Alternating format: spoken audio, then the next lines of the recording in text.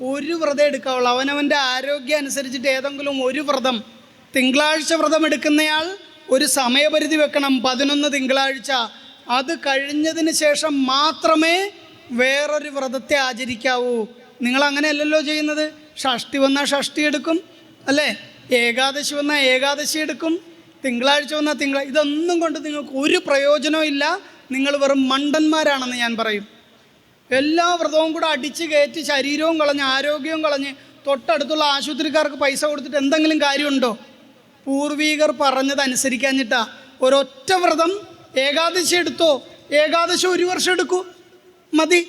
അതിൻ്റെ പുണ്യം കിട്ടിയിട്ട് മതി വെള്ളിയാഴ്ച വ്രതം. ഇനി അങ്ങനെയല്ലേ ചെയ്യുള്ളൂ. ആവശ്യമില്ലാതെ വ്രതം എടുത്തിട്ടോ നാട്ടുകാരെ കാണിക്കാനോ വീട്ടുകാരെ കാണിക്കാനോ ഒന്നും വ്രതം എടുക്കരുത്. അവനവൻ്റെ ശാരീരികമായ അവസ്ഥയ്ക്കനുസരിച്ച് മാത്രമേ വ്രതം എടുക്കാവൂ.